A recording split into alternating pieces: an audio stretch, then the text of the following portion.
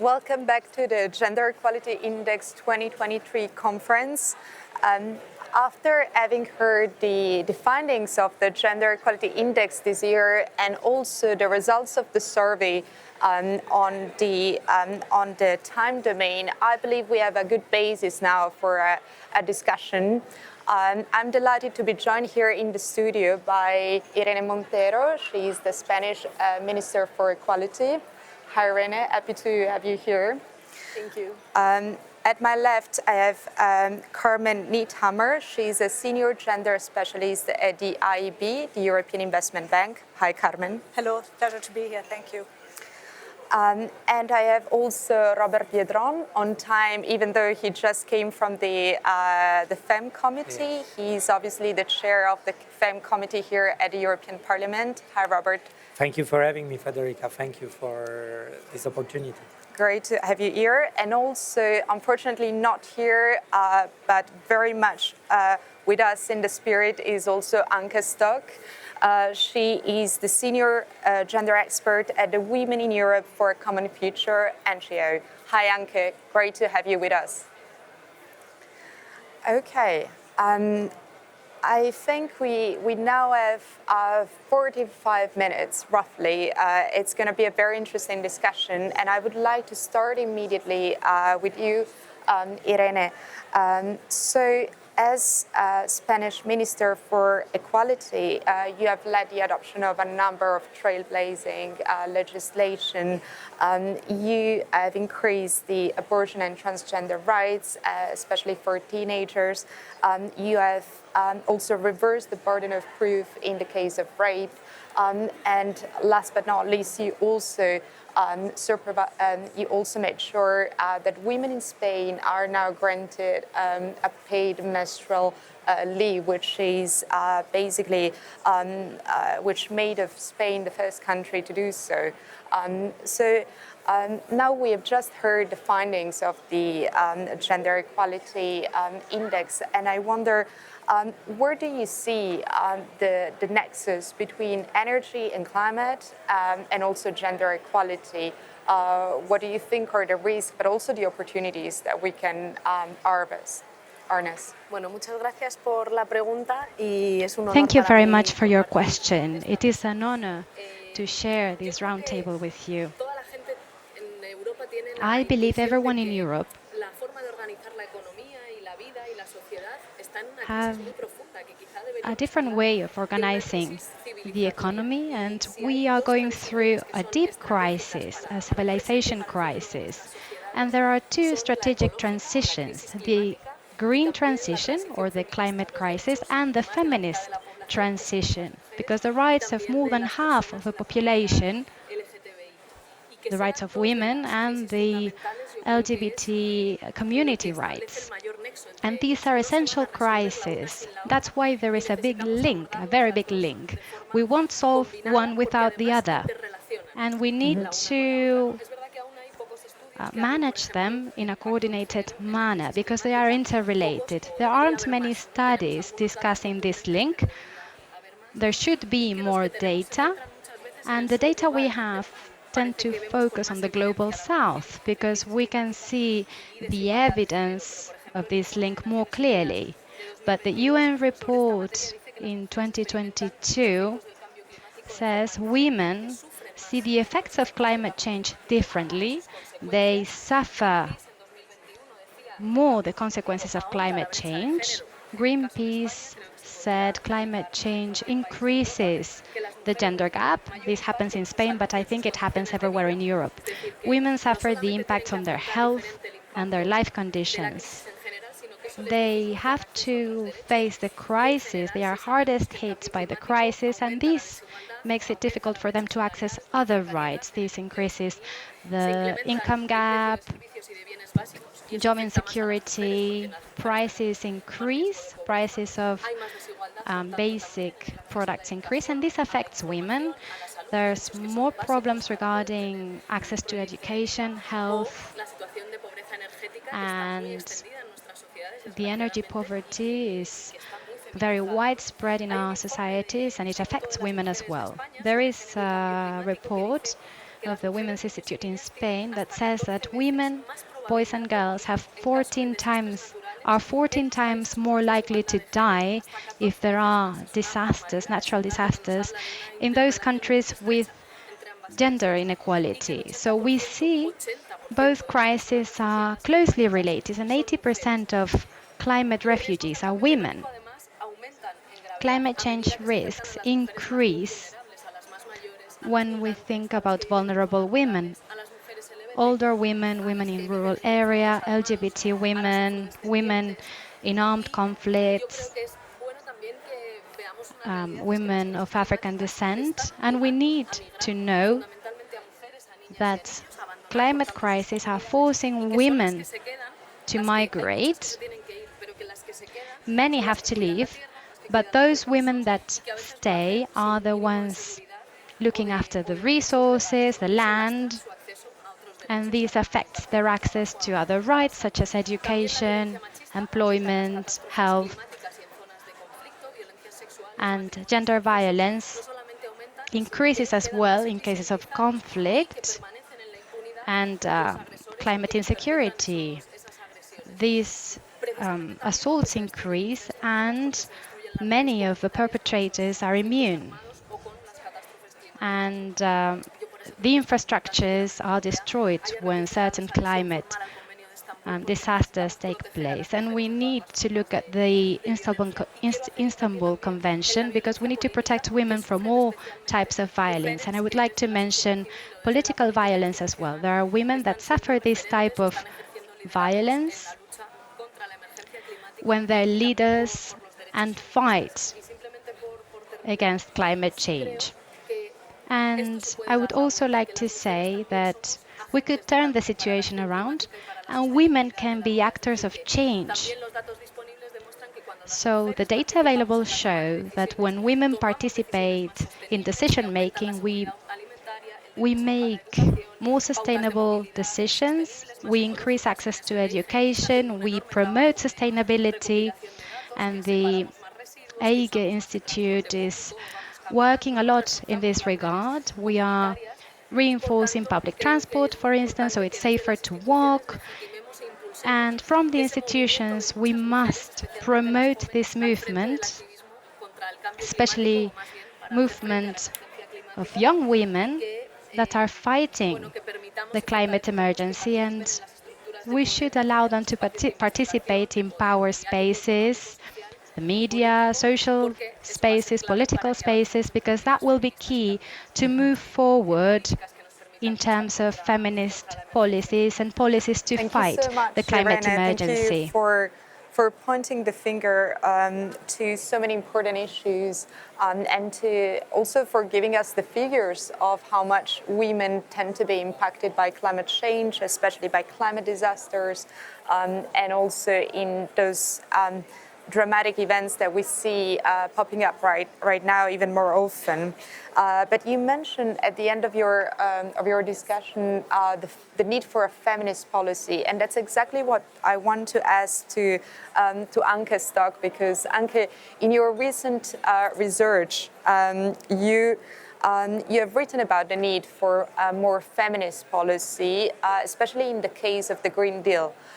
Because as we mentioned before today, the EU institutions have ratified like an enormous, a huge series of climate legislation. But I believe that you underline the need for a more, for a better focus on the gender dimension in those policies. Could you tell us more? Why do we need to incorporate the gender lens in the Green Deal policies? Yes, hello. Thank you very much. That's an important issue, and I'm very grateful for that raising of those various gender gaps that we are having. And unfortunately, it's the European Green Deal that also is very gender blind, even though we have at the same time a union of equality, which has a gender strategy that should really pertain all the different policies and legislation that we have. I would like to give a particular example from a recent project that we have just finalized. It's a project called Empower Meet, which is focusing on energy poverty in 6 countries around coastal areas of the Mediterranean. And it was aiming really at alleviating energy poverty and improving the health of people affected by energy poverty, focusing in particular on women. And we know that women and women-led households are very much affected by energy poverty, mainly due to the fact that women tend to spend more time working at home, as we've just also seen by the interesting presentation of the EIGE study on care work. And they are so more exposed to energy poverty and its consequences. So what Women Engaged for Common Future, together with its partners from the respective countries, tried to do was really implementing practical solutions tailored to the needs and tailored to really empower also those 4,200 households we are working with. Then we were promoting policy solutions for tackling energy poverty on national and local level, but also at EU level.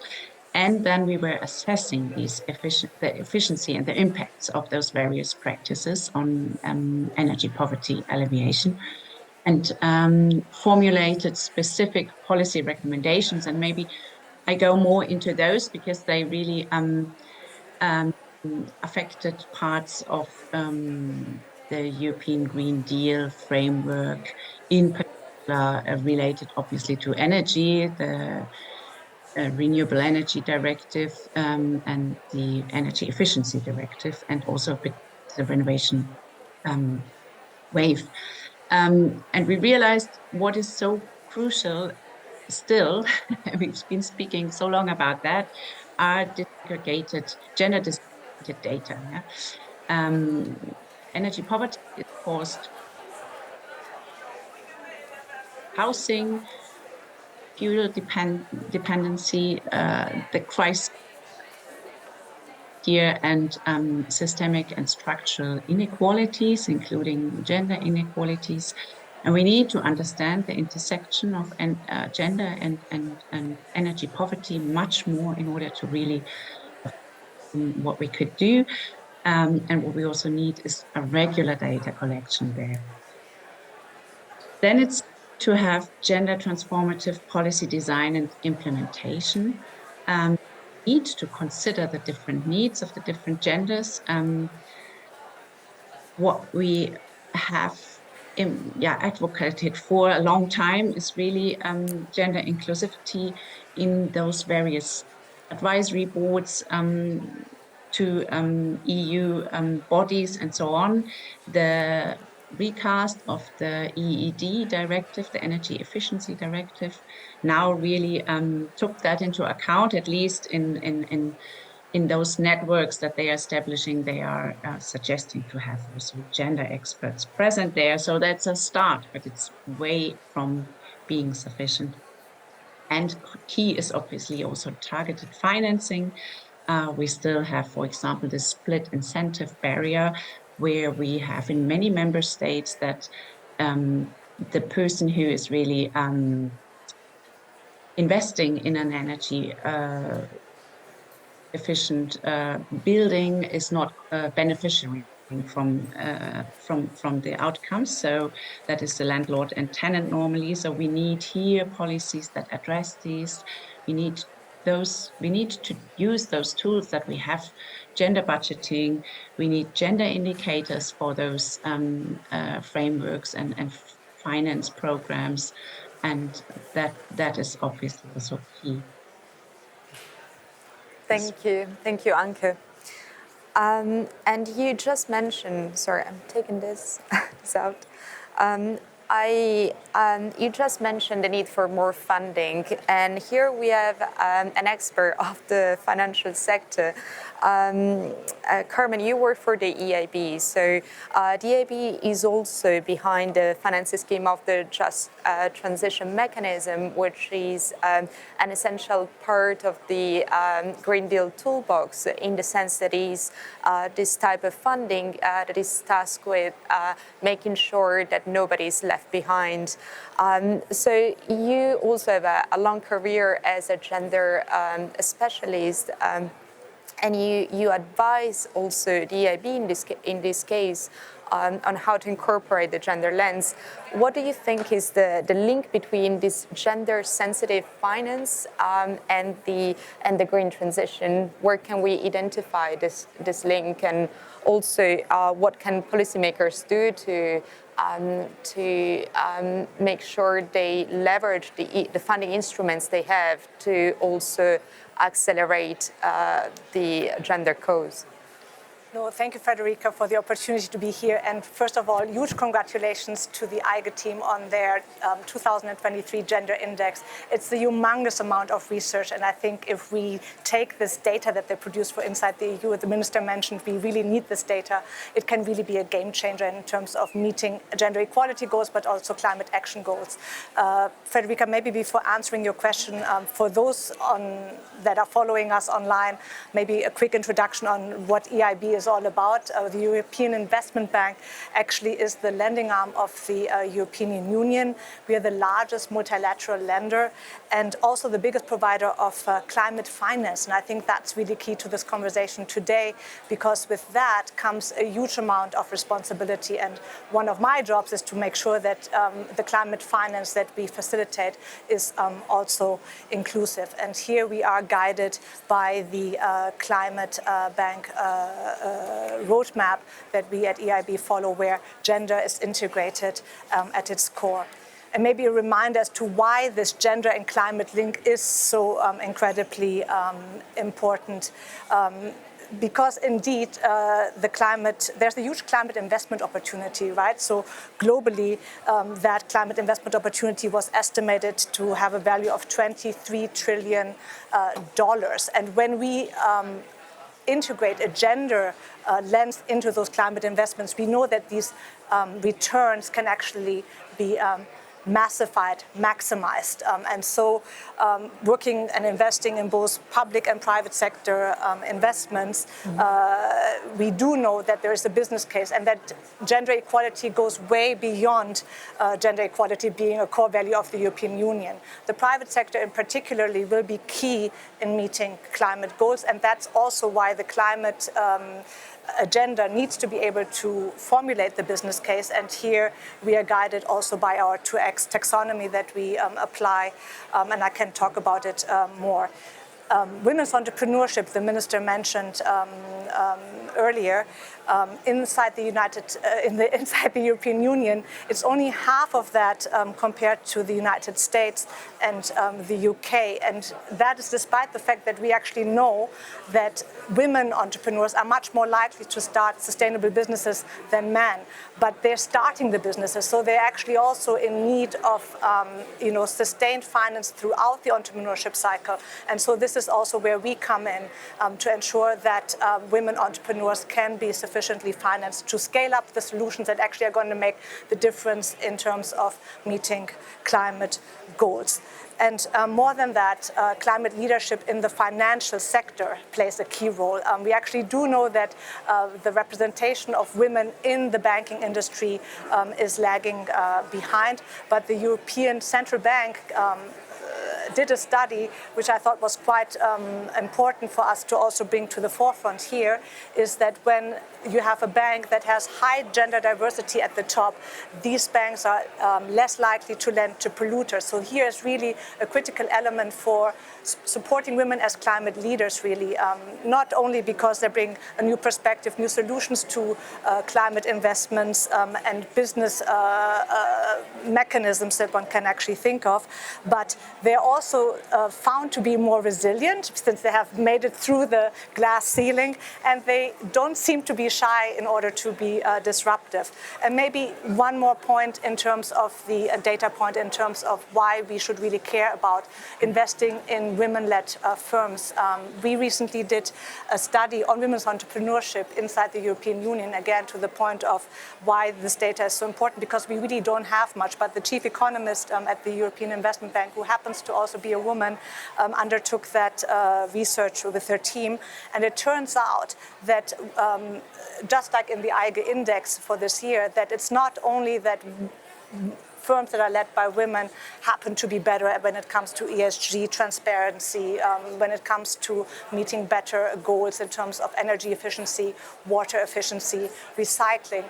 What is also key, and I think this is also important for our green transition, and also when it comes to green jobs, is that when companies are led by women, they are also more likely to invest in human capital. That is human capital in both women and men. And women-led firms are more likely to attract and retain women in the workforce. So when we are talking about women making it to green jobs, women playing a critical role in making the European Union a more competitive space, then we might have found a silver bullet by investing in companies that have higher gender diversity, so that we're meeting both gender equality and climate action goals. But how do we do this in practice in terms of climate finance at the European Investment Bank? We really have 5 entry points. And as I mentioned before, the most important to us, or the most visible and easiest to probably do, is just focusing on promoting women entrepreneurs and promoting women as fund managers, because they also have a lot of impact on how sub-financing happens with a gender lens. Then we strengthen the resilience and adaptive capacity of women and girls, and we really look also at the whole agenda, obviously, of green jobs and leadership opportunities. We tackle gender and social inequalities with climate solutions. And here then lastly comes the point that I feel very, very strongly about, because it's all about enhancing women's access to and benefits from low carbon intensive infrastructure services, because I'm a true believer that when it comes to urban development services, when it comes to mobility services, that actually is a facilitator of getting women into jobs, in making sure that women can take these leadership positions, and women accessing the necessary care and health services. And here I'm very proud that we are joined by Her Excellency from Spain, because we have quite a few infrastructure service projects in Spain, including with the Barcelona Metro Authority, that is metro and bus services, where we make sure that these services are secure and safe, including for the LGBTIQ community, which is also a vulnerable group that you talked about. And what is incredible about this project, and it comes back to the business case and also the role that these new tools really for investors also bring. We are calculating both the economic benefit and the business benefit for the operator in terms of attracting women customers to use their services more. We have a social housing project in Valencia. We have a project in Andalusia in terms of transport services that we can talk more in the Q&A. But finally, I just wanted to mention a very important tool for investors. We cannot deliver on climate action and gender by ourselves. We are partnering with members from the 2X community, 2X being a taxonomy on gender criteria that again helps target, track progress and measure impact in a very useful way along the finance spectrum. At COP26, we produced together with others a very useful 2X Gender Smart Climate Finance Guide. It looks at 4 thematic areas: green jobs, mitigation, adaptation, biodiversity. It tackles 7 different sectors, including the ones that I just mentioned: urban development, smart cities, mobility, energy, etc. And I just invite you to maybe visit it and learn on how you can reach both climate finance and gender lens finance goals together, because together they make a difference. I stop here because I'm sure we have more questions to Thank tackle you, later. Carmen. It was very exhaustive. But now you raised quite a lot of points, so you can let Robert maybe expand on those and tell us. So we see how much the EIB is working on, but I'm very curious to hear how the FEM committee in particular is trying to mainstream gender equality. It mustn't be an easy task, you know. So what are the main fields you're working on? I would be very grateful to have this bird's-eye overview of what you're doing. Thank you very much, Federica. And I think this is one of the examples how we can mainstream women first, because there are always men who want to speak and not to listen. So this order fits me very well, and thank you for doing that. I think if I was to give the practical examples, this Gender Equality Week we are just celebrating here in the European Parliament, you can see how busy it is. Also because of our activities, is one of the ways how we can engage people, connect people, and also invite men into this discussion. The problem is that it's very often that when we talk about gender mainstreaming, gender issues, those are female leaders, experts, politicians talking about that. We need men on the board. We need men to understand that this is a common issue, that this is not only a female leaders who will solve the issue of, for example, female underrepresentation in politics, but also men must be on board. And of course, we were discussing it today at the committee meeting about female leadership, that men are fear of losing the power. It's a natural fear people have. We as men, we have a power, and we are afraid to lose it. The way, the question is how to find the key that men will understand that it's not about losing the power. It's about sharing our responsibilities equally, that we understand that this is we will have common benefits on that. And here in European Parliament, of course, we have a long history of combating all of these inequalities. The gender mainstreaming policy was introduced already in 2008. We have a female president of the parliament, and we are having all these gender mainstreaming policies. But the reality is, then in the committees where there is money and power, you have men. Like in AFCO committee, which deals with constitutional affairs. So then they decide about the changes in the treaties, the changes in the rules of procedures.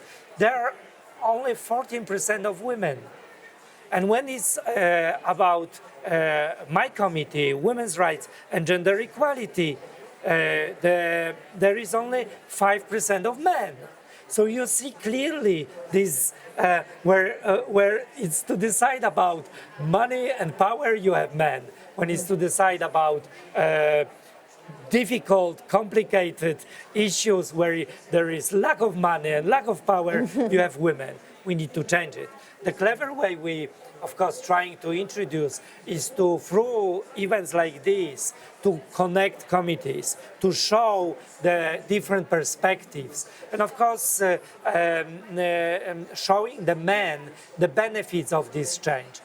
We do it also through gender mainstreaming network, which we established, and where representatives of each committee must be present and must take part of this network, and to somehow report as well on the progress they made to secure the fair representation of men and women. We do it also through our rapporteurs. We have 2 standing rapporteurs on gender mainstreaming who are doing their effort to secure that in every level of European Parliament we have gender policies implemented. But it's a difficult task. We still did not reach in this House full equal representation of men and women. 40% is a great achievement. Many parliaments don't have it in our respective countries. But if you look at the way back in 1979, when there were first European elections, there were only, if I remember well, 17% of women elected to this House. So the change is coming. Too slow, I agree. As Aige is showing, we need 60 years to achieve full equality between men and women in European Union. People will land sooner on Mars. It's expected that we will reach full gender equality in European Union. We need 300 years to reach gender equality globally. This is a shame. None of us will witness it, whether it's European Union or globally. None of these people will witness full gender equality. This is a shame. We need to speed up, and through these reports like Aige is doing, Gender Index, showing the data, showing inequalities, through these events like Gender Equality Week, through experts like you, through ministers, brave ministers like you, Minister, we can achieve it. This is a common goal, including boys and men. I think we as men should also take over the responsibility of this change. Okay, amazing. Thank you, Robert. And on these very encouraging notes, I think I can ask you, so now we are in the last month of the Spanish presidency at the Council of the European Union. So we've just heard that we need 60 years to reach gender equality in the EU. Probably it's not going to be the Spanish presidency that will help us reach the goal in the next until December. And yet, I think that Spain has tried its best, really, to help Europe move forward towards this green and gender equal Europe that we want. Can you tell us a little bit what do you want the legacy of the Spanish presidency to be when it comes to green transition and gender equality?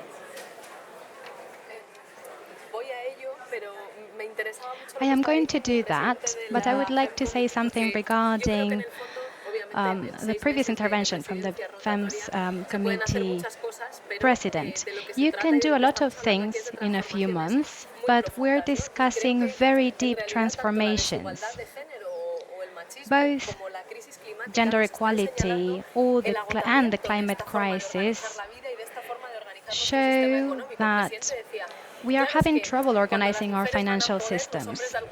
When women acquire power, men have to understand or accept that we're losing some privilege and we cannot have all of the power.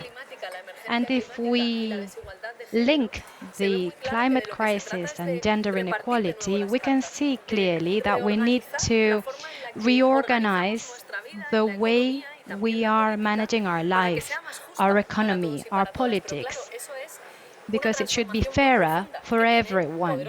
But this is a very deep transformation. We have enemies as well, powerful enemies, and we cannot do this overnight. But there is a very important element of this link between the climate emergency and gender inequality.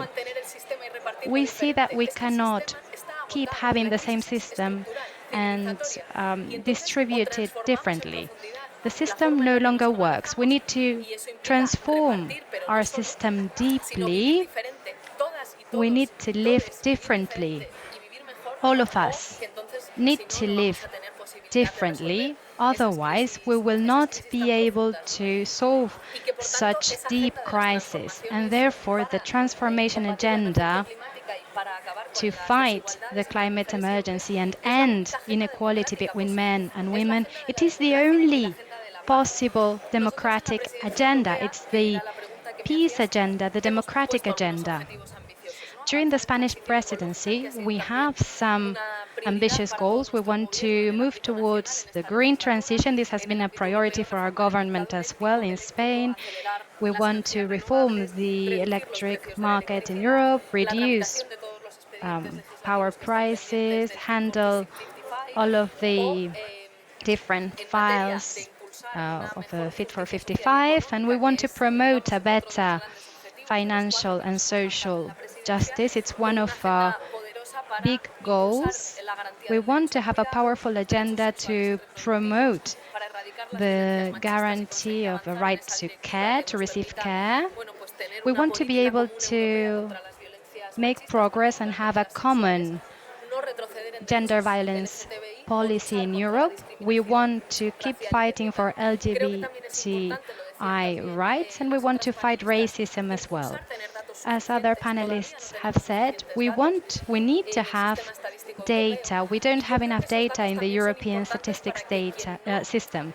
And I believe data is very important as well, because if we don't consider these goals as part of the transformation, then they should see all these aspects as financial development components as well. If we're thinking about informal care, it represents 9% of the global GDP. There aren't many strategic components that represent such an amount globally. And it is very important to have stronger international bonds. We need to have stronger institutions that promote good practices, such as the EIGE Institute. We need to have different strategies as part of the Green Deal, for example, and as the FEM committee chair has said, I believe we can work on certain specific policies. During the Spanish presidency, I believe we're being quite ambitious with the green agenda, but we need to have a firm commitment. This way of organizing our economies, our lives, is no longer enough. We need a different way to organize ourselves. We need sustainability, and this is something we share when we think about the climate crisis and the rights of women and LGBT people. All lives should be the same. We should all have the same rights, and we need to remember that public services are essential, and one of the main features of Europe should be considering public services such essential elements. And thank you so much. I would like to say thank you to EIGE. We say EIGE in Spanish. I believe that doesn't sound very nice. But thank you to the Institute for the work you're carrying out. This helps our countries have data, and it helps us fight for the feminist cause and fight the climate emergency. Your work is essential. Thank you so much, Minister. And here as well, I mean, the Minister just stressed the importance of a systemic change, basically. It's not enough to just make small tweaks. We just need to look at things differently. And so that makes me think that another paradigm shift that is needed, and now I'm looking both at Anke and also at Carmen, but maybe I can start with you, Anke, is the one that we use when we think about green skills. Especially now, the EU is becoming very acutely aware of the green skills shortage. So we realize that if we want to achieve our climate targets and this very aspirational 45%, for instance, of energy that should come from renewables by 2030, then there is no way we can achieve this without tripling, basically, the amount of green workers. But of course, those need to come as well from women, which is not the case at the moment. So, I mean, this is one of the issues here. But another issue is that as we progress in, as climate change unfolds and it becomes a bigger burden for everybody, even in Europe, then I wonder whether we should think about green skills in a different way. So not just thinking about installers, but also thinking about the care workers, because in a way, the green skills we refer to now are the green jobs in the mitigation, so to say, but we also need to think in terms of adaptation. And also in your recent publication, you mentioned the need to revalorize the care workers. Can you tell us why it is so important, and what are the concrete steps that policymakers could take to achieve this task? There was a long introduction, sorry. No, fine. Thank you, Federica. I very much agree with the analysis of Irene Montero. Thank you. I really think we need to look at our system differently, and we need to manage differently. And I think at the State of Union speech of Ursula von der Leyen in September, she really also said that we need to understand the centrality of the care economy and the work, the unpaid care work that is done. We have learned those lessons, or we should have learned the lessons from COVID-19, and we need to see that importance. From our research work, I think we definitely would recommend to replace GDP as an overall indicator, for example, an indicator for prosperity, and we need to introduce better methods for measuring well-being, for example. And looking at one of the key mechanisms of the European Green Deal, the Just Transition mechanism, which is the tool really to ensure the transformation towards carbon neutral economy, and doing that in a fair and sustainable and social way. This Just Transition mechanism is also gender blind and does not reflect at all on gender inequalities. It mainly really provides finances to reskilling workers in the brown industries, and supports the creation of green jobs, as you just mentioned, Federica, and that will reinforce, if it's done in the way as it has been done before and in the same system, it will reinforce existing gender segregation and existing gender inequalities that are existing in these sectors currently. So what we really want is the care system also to be a beneficiary of this mechanism, and it has to be taken into account.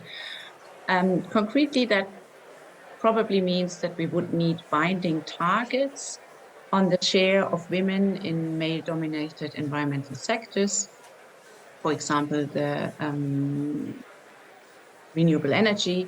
We need public funding for measures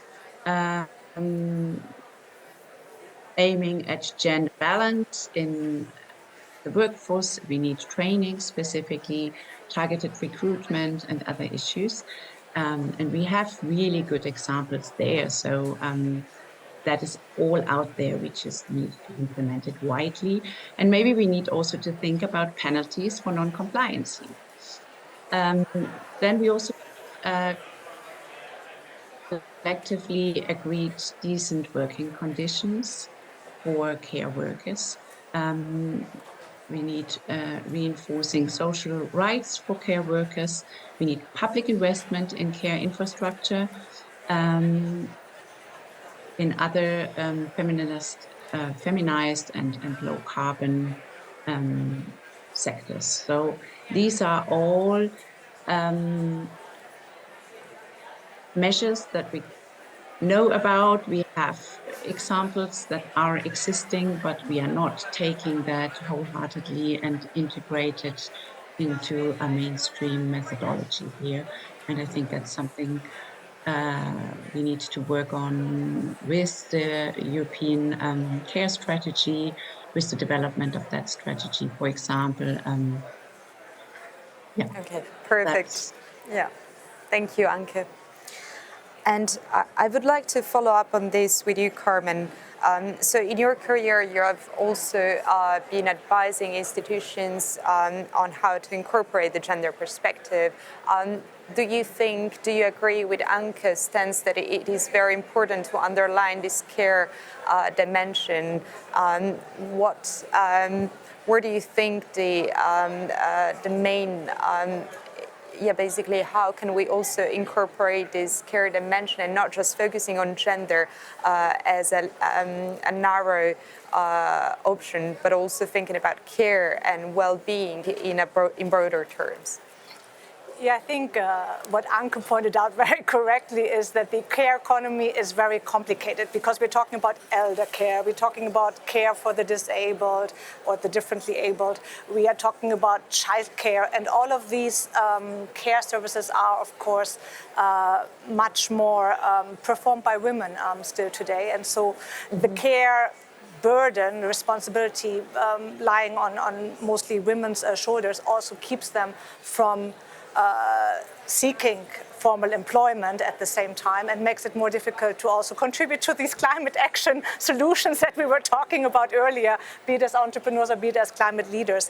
I think what gives me hope and optimism in tackling these complicated and very complex care challenges is that it's not only the challenges that need to be pointed out here, but there's also opportunities. And I think the private sector, particularly employers, have been able to realize that actually providing access to care service to their employees has also a business case. The employers that do this best attract and retain the best workforce, including, by the way, also men. I was very thrilled to see in my career that that men are becoming jealous when childcare services are just being offered to single women, and they want to be part of it, and they're giving up other employment opportunities because that particular employer actually provides them with benefits, the man benefits to access to childcare and other parental benefits that the employer may offer.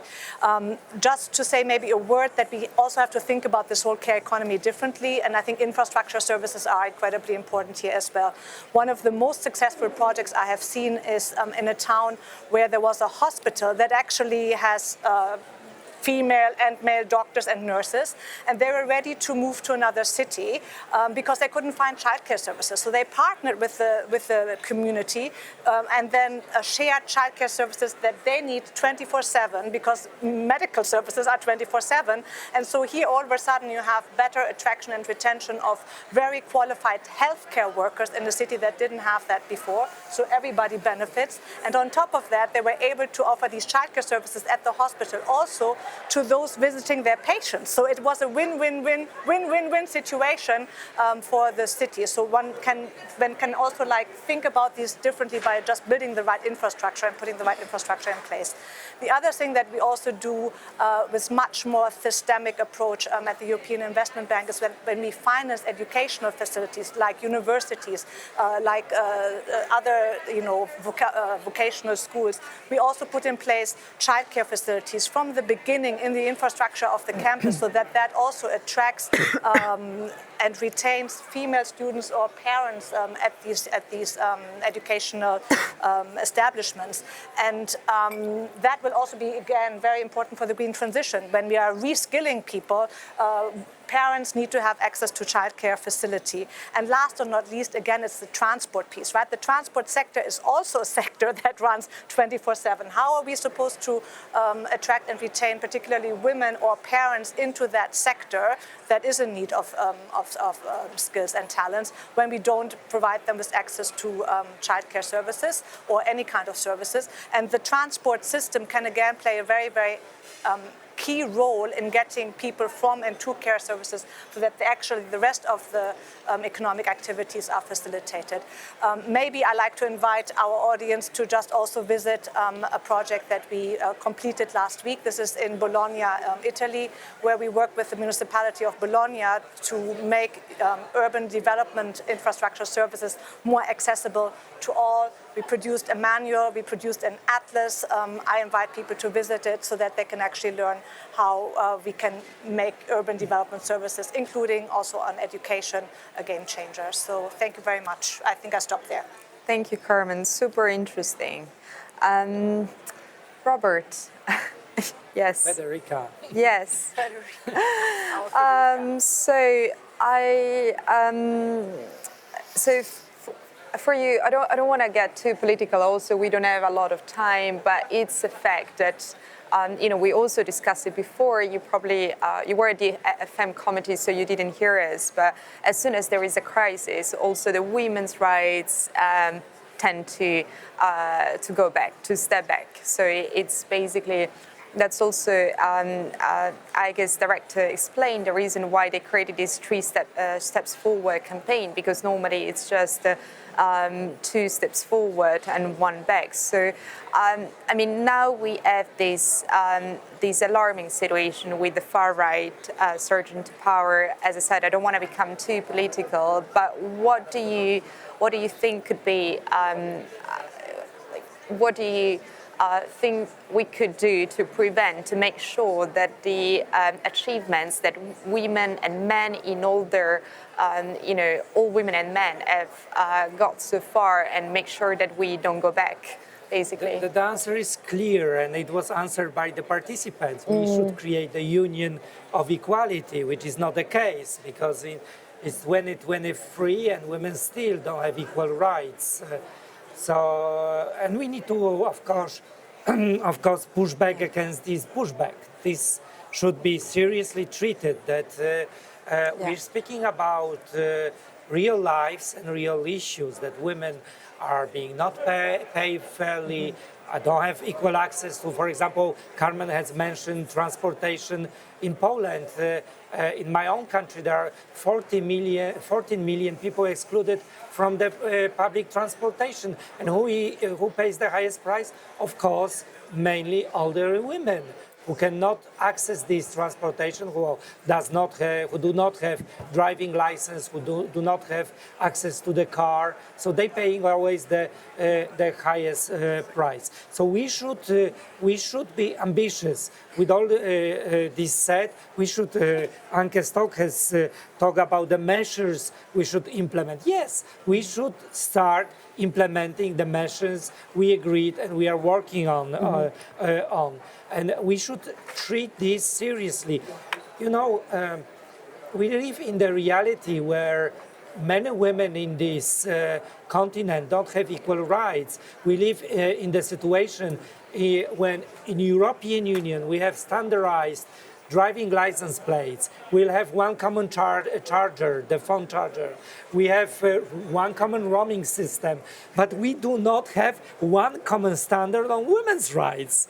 This is the situation which is creating an absurd, and we should be strong enough, brave enough, determined enough to change this situation. And I assure you, our committee is doing a lot of effort to create a reality with every girl, every woman, especially in this multi-crisis situation in Europe and around the world, is protected and will have equal rights. Thank you so much, Robert. And unfortunately, we run a bit late, so Minister Irene Montero had to leave earlier. I want to thank a lot our panelists. So thank you so much, Carmen Niethammer and Anke Stock. And so thank you so much again. And now, before starting the last, the closing remarks, I invite you to watch a short video which hopefully will give you some climate inspiration. Thank you.